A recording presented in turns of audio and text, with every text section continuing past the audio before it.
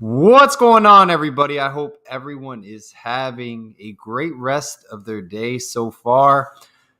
I'm here with a very special guest, Miami Hurricane, NFL player as well, Jason Fox. Jason, how are you doing today, sir? I greatly appreciate your time that you took to come on the show. It really is an honor.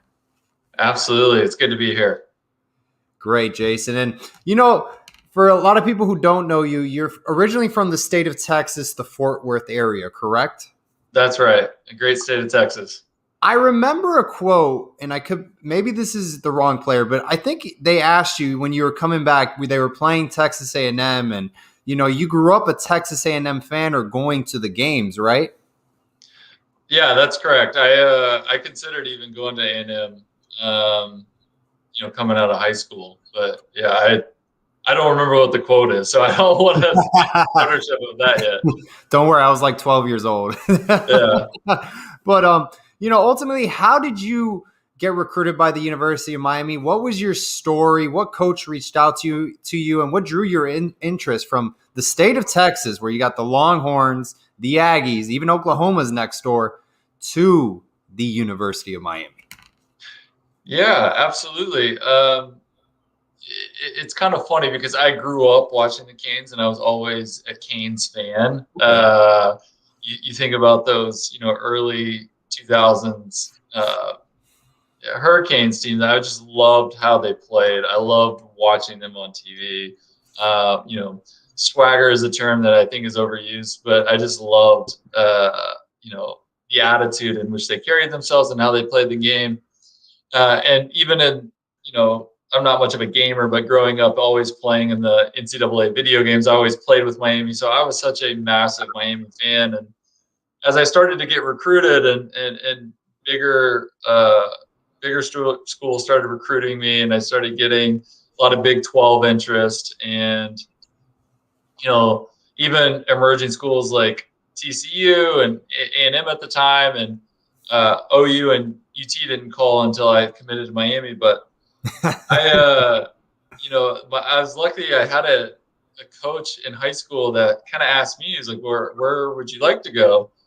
And I said, man, I gave him kind of a dream list, but I think there was only 2 or 3 schools on that list, and Miami was one of them. I was like, this is where I want to go. And ended up getting a letter from Coach Warner, and hopped on a call with him, and I was like, this is where I want to go. And I was like selling myself. I was like a lobbyist, which was the opposite of how most recruiting goes. Is most of the time they're telling you how great we are, and I'm like, no, listen how great I am. I want to go there. And so he was like, all right, we'll talk about it as a staff, and we'll get back to you next Tuesday with if we're going to offer you or not. I was like, okay. And it was the longest week ever because I just wanted to go to Miami. And finally Tuesday came around. I'm just checking my phone every 2 minutes to see if I have a missed call or a text from him. And it ends up 7:00 at night, and he hadn't called me yet. And I don't know if I scared him, but I called him back. I was like, hey man, it's Tuesday. You gonna offer me or not? and I think I said it somewhat close to that. And I don't know if I caught him off guard, but he was like, yeah, we're gonna offer you. And I was like, great, I'm coming. And so that's how my recruiting trip went. And then once I committed to Miami, they were, the biggest school that was, recruiting me at the time. That's when some other schools started calling. But I knew in my heart of hearts that I wanted to go to Miami just for the tradition and the way I've watched those guys play in the past. And really the only 2 things I cared about were winning a national championship and going to the NFL. And I thought Miami, out of every school in the country at the time, had the best chance of both of those happening. And so obviously the national championship dreams didn't happen, but still got an opportunity to play at the next level with. So absolutely. No, that's why you come to the University of Miami, to play for national titles and win those national titles. And it's NFLU. You're absolutely surrounded by future NFL great players. And, ultimately that's why you come down to Coral Gables and play for the University of Miami, that flag in back of me. Jason, I don't know if a lot of people remember or, even know this, but you were a highly ranked tight end coming out of high school. I mean, you're 6'6", you're a big physical target. I mean, I'm sure at any Power Five school you can also play offensive line, but was that the whole goal of yours, was to play offensive line at the next level, or you wanted to play tight end as well? I think that was so long ago, my tight end days, that even I forgot them. Yeah, I forgot what it was like to be athletic, but I knew. Some schools still told me like, "Hey, you could play tight end," and maybe that was true, maybe it wasn't. I don't know. I could speculate, but Miami was pretty upfront with me, and they said, "Listen, Eric Winston came here. This was his trajectory, and we see, we want to recruit athletic linemen that have a frame that they can put weight on." And I as much as fun as tight end was in high school and get to run around a little bit and catch passes, like if I looked at all the tight ends that went through the University of Miami, I didn't think I had the same speed or athleticism as the Greg Olsons and the Kellen Winslows, and while I was there, the Jimmy Grahams. And so I was like, I kind of knew where I had probably had the best chance of success was moving to offensive line. And so I got to go down the fun road of gaining weight and trying to eat anything and everything as possible without getting too unathletic. So, but yeah, I mean, they were upfront with me, and I think I was kind of upfront with myself, and I knew that was the writing on the wall. A lot of players, when they come into their freshman year of college, it's a tough transition. Going from high school football, they're the star on their football team. Now they're just another team player. They're not the star at the next level. But you started right away from high school to college football. How hard did you work in order to earn that starting job, and also respect from your teammates? Because a starting freshman, a lot of the upperclassmen, they're already tough on the freshmen themselves, but I'm sure you had to carry your own weight in gaining respect from the upperclassmen. Yeah, I'll tell you a little bit about that process. Is one of the main, outside of what I talked about why I went to Miami, one of I want to say is the main reason I went there, but it was also just a major deal breaker that was avoided. Is most schools I talked to, they said, okay, you're going to come in, we're going to redshirt you, we're going to, put a lot of muscle mass on you, and hopefully you'll play by the time you're a junior. And I was like, well, is that guaranteed? They're like, yeah, you're not ready to play. You're not ready to play. And Miami was the most upfront. They go, I don't care if you're 18 or 25, the best players are going to play. So if you come in and earn it, and that was kind of the mindset I had. Now, that being said, day one of training camp, I think I got like 2 team reps because I was like fourth string offensive tackle. And I don't think I touched the guy because I got beat so bad. And so I was like, oh man, I need to get a lot better.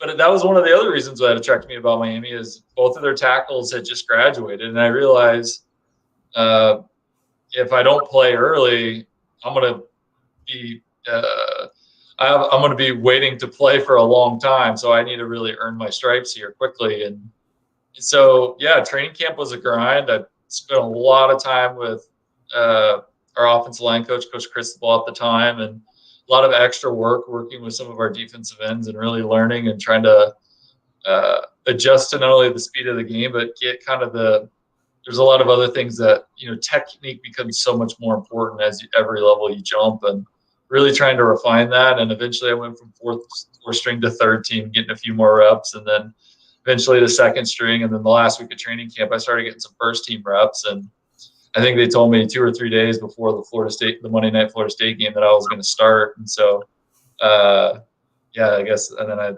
was a starter for the remainder of the time. Yeah, and the rest is history. Actually, we're named All-American as a true freshman. Jason, how do you handle early, success at an early age? Because a lot of players, I feel like, they get a taste of that success, and, it's a high pedestal to be on, especially as a true freshman. Some players they handle it the wrong way. So how did you handle that success starting literally every single game your freshman season, being named All-American? And, how do you work hard from there? How do you humble yourself and keep working? Yeah, I think it was based primarily on like the fear of failure, right? Having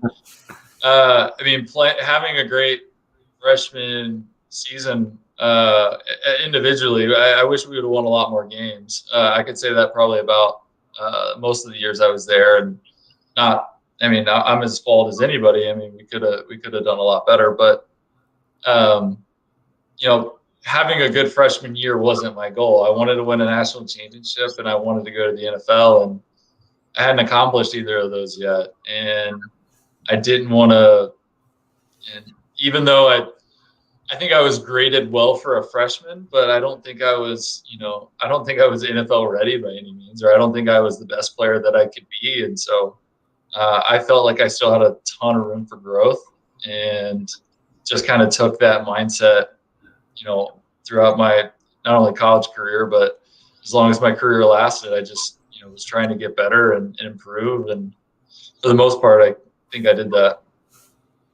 Did you have any mentors, maybe upperclassmen players that were really leaders to you that guide you the way, through the Miami Hurricanes football program through your time? Maybe any coach in particular that you really seeked advice from? I could say a lot. I'm a huge believer in mentors, and when people ask me for like any pieces of advice, I always say get a mentor, several mentors that you can learn from. Find whoever is doing what you want to do really successfully, and attach yourself to the hip to them. But yeah, when I came in as offensive line, we had two players that were upperclassmen that were really sought after as leaders, but also really good players. One was our center, Anthony Wolfschlager, and then another one was Derek Morris. And I watched them. They did things the right way. They worked hard on and off the field. Uh, they were grinders. They just, they would finish plays. They played the way it's supposed to be played, and I just, took that approach and learned from them in the offensive line. And then we had so many great players, so many first round picks, especially early in my career. And I just watched the way they handled themselves and the way they treated their body and the way they approached preparing for games and in the weight room in the off season down to everything. And there's so many to name. John Beeson was, he trained incredibly hard. Tavares Gooden, Greg Olson, there's Calais Campbell. There's so many to name. Kenny Phillips, he had some injuries at the next stage, but he was a heck of a player. And I just watched the way they kind of leaded not only themselves, but the team, and tried to emulate that as much as I could. Absolutely. Did it ever hit you like you're playing, like maybe not in the moment, but like right now you're saying so many great NFL players. Calais Campbell, Greg Olson, you mentioned Kenny Phillips, John Beeson. Those are all Pro Bowl players that you just mentioned. Did very well in the NFL. Did it ever hit you as a player like, hey, these guys, they're going to be somebody one day at the next level? Like the level of talent here is just, it's on another edge compared to other programs. It didn't hit me right away. Especially it didn't hit me my freshman year. But what I think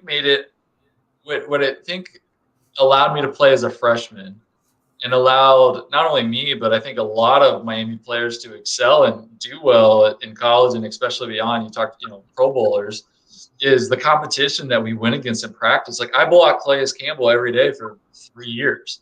And so when you lined up against most of the people, now the ACC had great players. They had a lot of, my first game at Florida State blocking Everett Brown and Cameron Wembley and like those kind of guys. And the Chris Longs. I could name a lot of guys that I went up against in college that had a ton of success. But there was also a lot of games that the guys I was blocking in practice were twice as good as the guys I was blocking in the game. And so that just made it much easier because we went through the hard stuff in practice. And the more and more I saw that, and then especially, John Beeson and Greg Olson left my freshman year to go pro, and seeing how well they were doing, I was like, man, we do have some real talent here. Yeah. Jason, you speak about, playing offensive line, going up against some of the best players. Interesting thing, you switched positions a couple times, I think early on in your career at the University of Miami. I won't name players on this current team right now. If you follow the program, I'm sure you know who I'm thinking of. But a lot of times on the offensive line unit, we have a lot of players switching positions. How did you handle that as an offensive lineman, and how difficult is that process? It's easier for some people, and I don't mean that as a shot. Like and it's actually not. Some people just can go play guard, go play tackle, go switch from the left to right side, and it's like riding a bike. Even for me, like um, I practiced all training camp at right tackle, and then I think 4 games in, I went to left tackle for the rest of my career, and it was weird at first because everything's backwards. That'd be like, okay, you've been writing with your right hand, now switch to Yeah. go right with your left hand. Yep. I mean, everything is backwards, but so I'm sure those first games were probably a learning curve, but I worked at it like anything else, and then after playing left tackle for so long in the NFL, I probably played mostly right tackle, and I had to like relearn back the other way. And so, what I would recommend to young linemen and guys in college or really anyone is work on both, because that just makes you so much more valuable to your college team, or especially if you get a chance to play in the NFL. If you can play multiple positions, especially guard and tackle, that comes down to making the team, or what your contract is, or just your utility and availability for the team, and that goes a long way. And so I would definitely encourage people to practice as many positions in both sides of the ball, or both sides of the line. Jason, what was your favorite moment during your career at the University of Miami? And I'm curious because I feel like it might match up with mine when I think of you as a player. I have a couple. Winning, like beating Florida State twice was incredible. It was weird. My 4 years, the away team won all 4 years. So beating Florida State in Tallahassee was awesome. Beating Oklahoma my senior year, that was pretty incredible. Nothing replaces the feeling after a win against a great team and a quality opponent, and it's just that locker room feeling at the end of it is amazing. There's nothing that in the world that can replace that, or I think that comes close. So some of those really big wins I thought were I remember like it was yesterday. And then my personal one is, I didn't enjoy it at the time because we lost the game, but looking back, it was fun. I got to score a touchdown against Florida State, which was That's the exact one I was thinking of. I was right there. I was there in the rain. Oh, I remember the whole thing. Yep. That was the exact one I was thinking about. Walk me through that play in the huddle, and kind of were you practicing it throughout practice that week, or was it kind of just something you guys had in your back pocket? You ran it one time and it was like, all right, let's run it. Well, Coach Nix was the coordinator, and I probably annoyed him because halfway as a joke, all the time I would see him in the hall or in meetings, and I would tell him he needs to draw up a trick play for me, or hey, I'm ready to go run some routes. Never think he would actually do it. And then I don't know if I wore him down, or what caused him to finally put it in the game plan, but Florida State was 100% man coverage in the red zone. So the last several years, that's just what they believed in, their man coverage in the red zone. And he was like, well, we could just put the whole defense on the other side of the ball, and Jason can leak out there and no one's going to cover him. He's big and slow. So we practiced it all week, and the whole game was going by and we never got in the red zone. That was the very first play we ran in the red zone that game. And it was in the fourth quarter with 2 minutes left. And I think the score was 40-something to 40-something. I think we were down by 9. So the very first play, we were on the 17-yard line and he called it. And it was like the 15th play of that drive. So I was exhausted. Like I wanted to call a timeout. I was not ready to run. Like as an offensive lineman, like after you get past 10 plays, you're huffing and puffing, and you're like, wait, you're gonna throw me the ball? I can't even stand up straight. Like I have a YouTube clip saved on my phone, and I'm in the huddle like bending over because I can't even stand up straight. How tired I am. But thankfully, it worked.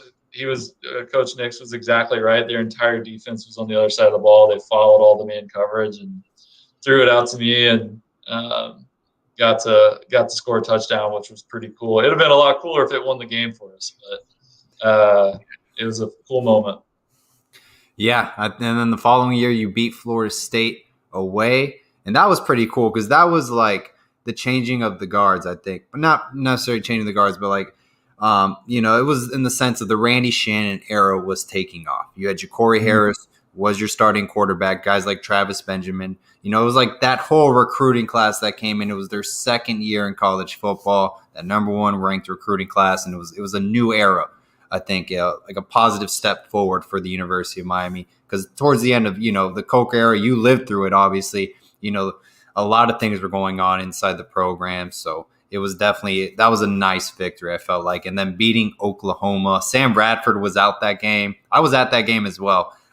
Man, that was really great, I thought. And your schedule was like Florida State, Georgia Tech, Oklahoma, and then like Virginia Tech it was like a rainy game. Like Jimmy Graham like had a couple of drop passes. Like it was just everything that could have went wrong that went wrong, I don't have the best memory anymore, but I do remember that season, because when they came out with the schedule, it was Florida State, Georgia Tech, Virginia Tech, Oklahoma, and we're like, all right, well, this is a heck of a opening 4 games. And Shannon had us practicing in the morning. He totally changed up everything. So we were getting up and practicing at like 5 a.m. that year, because that was the rainy time of the season, and a lot of times we didn't have an indoor facility yet, and so rain and thunder and lightning would normally screw up practice. But he made practices sharp and crisp and took out some of the hitting, and so we were fresh for game days, and it showed off. We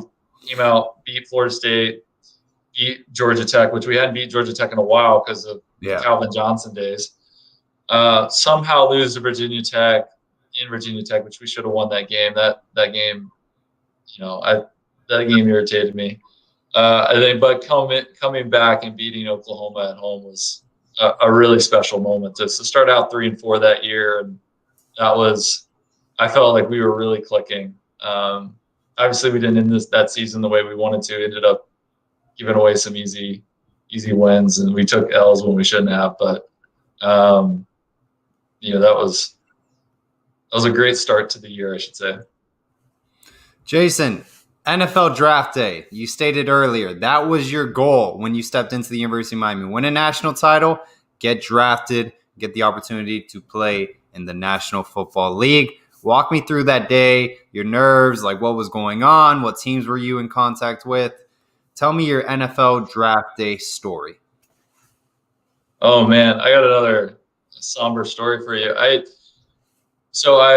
played 47 games, or started 47 games for the University of Miami. I was one away from the record.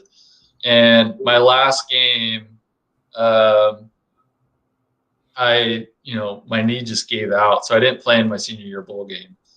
So I ended up getting patella tendon surgery right before the draft, which, if any people that are listening are trying to get drafted, I don't recommend that, because it's getting major knee surgery right before that is sometimes a red flag for teams. But I rehabbed it, didn't go to the bowl game because we were playing in the Champs Bowl, or the Champs Sports Bowl. Or I went to the game, just couldn't play in it. And just tried to rehab as best as I could for pro day and the combine, and didn't work out at the combine because of the knee surgery. But at pro day, I ran my 40, was not ready to run the 40. I should have just jogged it to my agent's recommendation, but I wanted to show him that I was healthy, and ended up tearing my hamstring on the first 40-yard dash a week before draft day. And a lot of the teams I had been interested in, and I thought I had a chance to go in the top few rounds, and that's where a lot of teams kind of had me slotted, or where I was hearing from my agent, and the combination of all those things happening, I think pushed back my draft value a little bit. But by the grace of God, I was still drafted in the 4th round and got an opportunity with Detroit. Honestly, out of all 32 teams, I thought Detroit was going to be the last one to draft me, because we had plans that their staff was going to come down, or some of their staff, their offensive staff, was going to come down right before the draft and go to dinner and get to know me a little bit more. And they called the week of the draft and canceled. And so Really? my agent was like, well, you're not going to Detroit. They don't want you anymore. And then they ended up drafting me, and they said, yeah, we already knew we wanted you. We didn't feel like we needed to know you anymore. Oh, wow. Which I don't know if they said that or if that was real or not. But so, yeah, but at the time I got the call and got drafted in the 4th round. And even though that wasn't where I wanted to go at the time, it was a foot in the door. And I realized that I had an opportunity to accomplish a lifelong dream. When I was 6 years old, I told my dad I wanted to play in the NFL, and I kind of realized I was really going to have that shot. And so I was nothing but excited and amped up and ready, for an opportunity. Jason, going to the NFL. I believe you spent 4 or 5 years in the NFL. Then you went to the Dolphins. Yeah, it's 4 years with the Lions, and then two more with the Dolphins. Yeah. 6 years in the NFL, 4 years with the Miami Hurricanes. What are some differences between the NFL and college football? I mean, is it really I feel like team bonding, that's a difference. Your workouts are going to be more personalized to yourself and your trainer. I feel like it's just a whole different ballgame. But I never lived it. You did. So kind of go over some comparisons on that. Well, there's differences at every aspect. From actually playing football, like I said, in college you go up against that all-star stud once or twice a year that is going to be a high draft pick. You play at a high level playing in the ACC, but most of the time the guys you were going against in practice were better than the guys you were going against in the game. And in the NFL, there's never an off week, right? You're going against guys that were 1st or 2nd round picks, in my first couple of years, I blocked several Pro Bowlers or future Hall of Famers, and you're going against real dudes that could play, and grown men that have been working on their craft for quite some time, and just athletic freaks that that are normally bigger, stronger, and faster than I was. So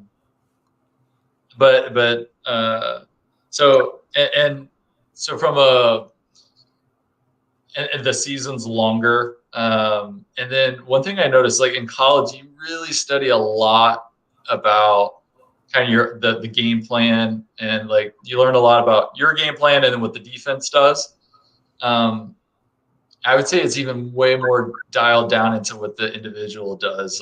As much as you still keep on your offensive game plan and versus the types of scheme and blitzes and coverages the defense likes to run, you have full breakdowns on, if you're playing, I'll make somebody up, but if it was DeMarcus Ware for the Cowboys or Denver, you would have a whole folder with his percentages of pass rushes, and they expect you to spend as much time fully breaking him down and knowing his moves inside and out. You would have breakdowns of players that, all right, they like to power 1st and 2nd and 3rd quarter, then they like to hit you with the spin moves in the 4th quarter. They like to wear you down with A, B, and C, or okie dokie with this move, and then come back to you with this move. And so, I never remember having that type of intel on players you're going against in college. And so it's just everything just, I guess the price of poker at every element of the game goes up. The locker rooms are a little bit different, but the good locker rooms are still teams, right? They're still close. Like when I was in Detroit, I mean, I still have group chats that I share with the Detroit offensive line and several of those guys that I played with 10 years ago. I still chat with on a regular basis. So it is a job, but it's still a team, and it's still special. And the locker room is still a special place. So I don't know. I could talk about the differences for a long time, but those are probably some of the big ones. Jason, are you still keeping your eye out on the Miami Hurricanes present day? I do. I follow them. I watch every game, and Okay. I don't. I probably don't have the same knowledge of every single player and where they're from or track it as closely as I used to. And I don't know any of the players anymore. I don't make it down to Miami as often as I should, but I definitely root them on from afar. What do you think? What do you think about the 2021 Miami Hurricanes? How are we looking, Jason? Manny Diaz, third year as head coach. It's been a roller coaster ride, but hey, a lot of positive things moving forward for the program. We got Alabama game 1. So how do you think we are going to fare this upcoming season? I'm super hopeful. I'm always hopeful, man. Like I always think this is the year that Miami gets back on track. And I'm not one for losing hope. So I'm going to hope that that's the case for this season. I think they have a lot of potential. I don't know Manny, but I wish him the best, and I hope he's able to really grasp everybody in that locker room and get them all fighting behind them, and because winning's contagious. You put several wins together. If you come out and slap Alabama around the first game, like those guys are going to have a lot of confidence, and that's when the season could get really exciting. So I don't know. I hope it's playoffs and national championship bound, but I guess we'll see.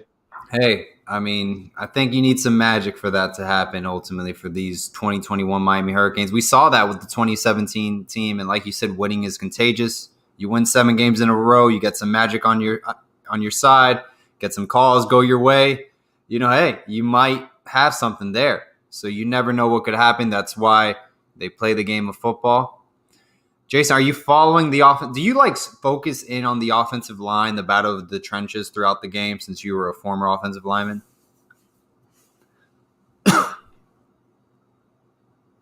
I'm sorry, I think it was on my end, but do you mind saying that again? Yeah. There was a breakup. I couldn't hear you. No worries. As a former offensive lineman, do you specialize and just focus on the battle of the trenches throughout the football game when you're watching Miami Hurricanes games? I don't mean to, but I think every football game I watch, I naturally just kind of watch how the offensive line operates. And I mean, obviously I watch everything else as well. I love seeing the highlight plays and spectacular throws and catches and big hits, but I can't watch a football game without watching how the offensive line are like, ooh, they should have picked up that blitz differently, or they should have done this, or wow, this center made the wrong call, or this guy's got beat, or there's doing something wrong. So I naturally watch it. I can't help myself. So yeah, I do. Is the simple answer. Any players that stand out, or just this offensive line right now? Maybe hey, you like how the group looked throughout the season. Specific games, or just kind of their outlook.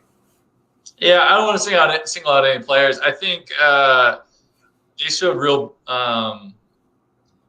I felt last year was up and down. I thought hopefully they can really get consistent, because flashy play is not what you want to see from an offensive line. Like if you're just boring and vanilla and consistent, like that is winning offensive line football. And if they can give their skill players time and some lanes to run through. I mean, they have skilled players, and I think they have the right dudes I think they have some dudes at offensive line as well. It's just they all got to be functioning as a unit. And I'm sounding like a super cliche coach right now, but if